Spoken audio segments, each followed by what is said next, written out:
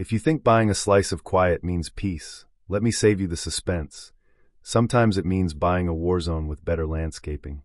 Let me back up a sec. My name's Evan Randall. I'm 42, ex-Marine, and I moved out to 30 acres of nothing because silence is a rare luxury. The kind where the loudest thing is a pine limb creaking, and you can actually hear your own breath. I thought I was buying freedom. I didn't know I was buying an enemy that came with a clipboard.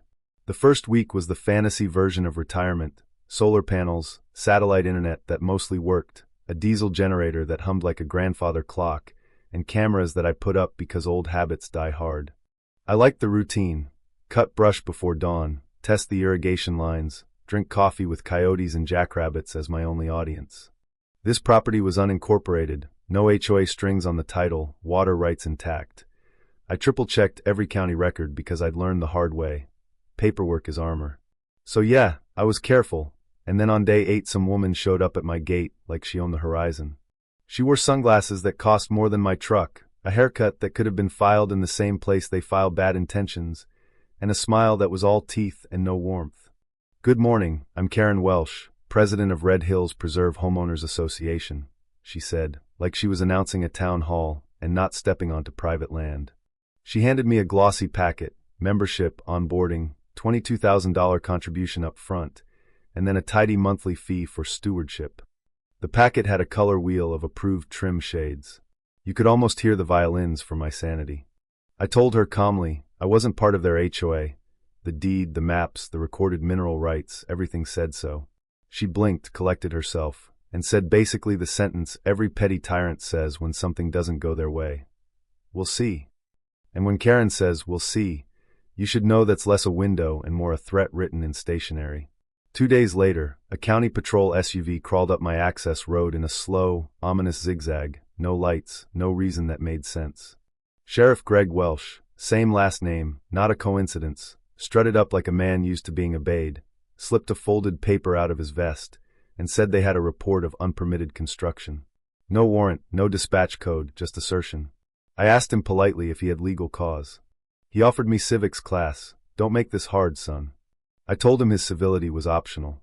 He threatened me with arrest for resisting if I didn't let him on the property. I hit record on my phone mid-sentence and handed the link to my lawyer 20 minutes later. That little display got the county's attention fast. Internal inquiry, administrative leave, and before the weekend was out Sheriff Welsh was off duty, and the local paper had blown up a blurry still from my gate camera. Suddenly the man who thought his badge gave him a kingdom was on paper for overreach.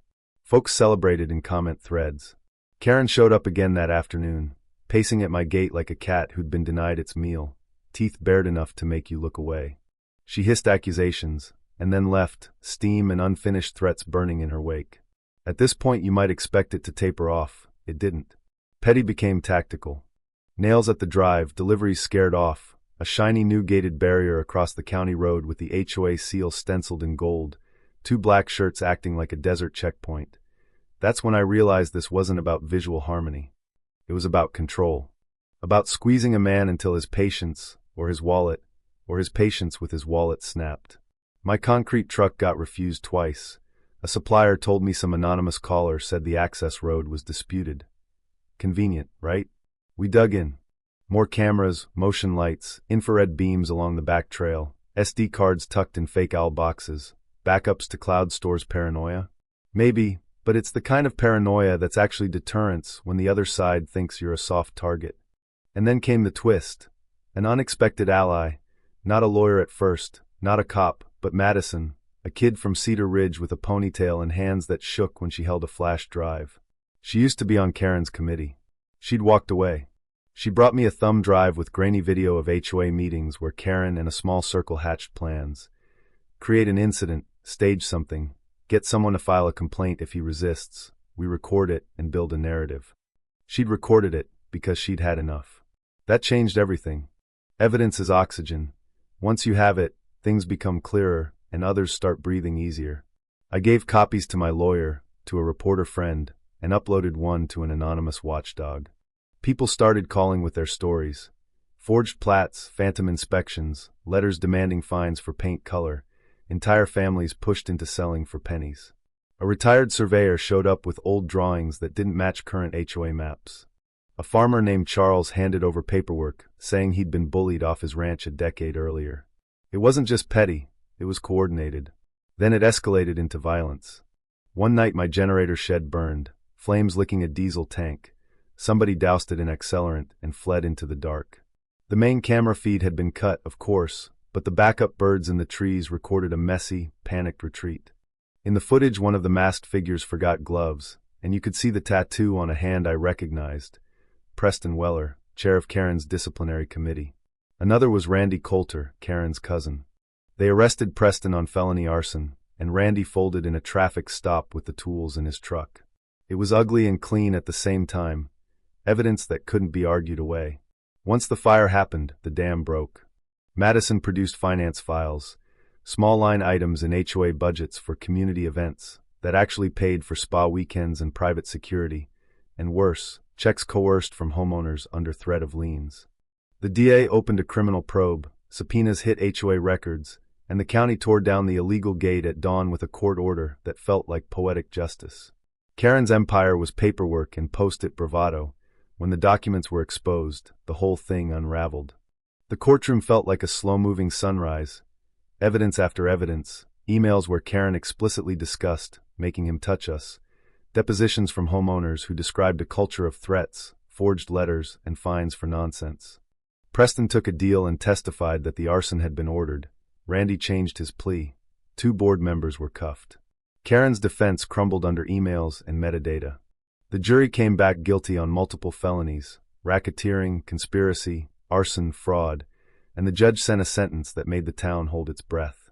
17 years. Silent, righteous, like a gavel hitting a table that had been wobbling for years. After the verdict, the HOA was dissolved by state order, assets frozen, liens declared null and void, and the county reclassified my parcel as non-HOA, officially untouchable. I used part of the settlement to rebuild the shed stronger than before, to upgrade the security system, so anyone who fancied a midnight stroll would do so on camera, and to start something I'd been thinking about while patching wounds, a small training space for landowners. Call it boundary school if you want, a place to teach folks what deeds say and what rights actually look like, because most people don't know what to do when bureaucracy turns weaponized. My mom moved into the little house we finished 6 months later. She cried when she saw the porch, and for the first time in years she slept through the night. That was the payoff, not headlines, not the memes, not the calls from strangers calling me the guy who broke the HOA.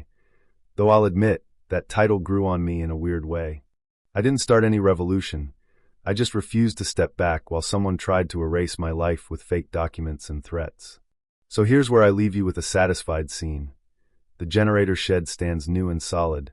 The gate that used to block the county road is a rusted memory. Neighbors are reclaiming lawns and tearing down ridiculous uniform fences. And a small class of homeowners is learning their rights in a lean brick room with a whiteboard and coffee that actually tastes like coffee. I sit on the porch some evenings, my feet up, the land stretching out like a promise, Madison and a few of the others bringing over cookies like victory offerings, and the dogs sleeping at our knees. Peace, finally, that feels earned. And then I ask you, quietly but with some heat, when someone insists they act for the community, who should get to define that community?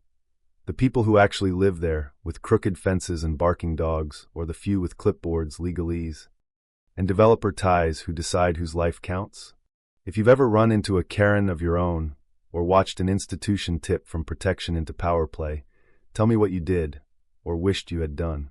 Drop your story in the comments.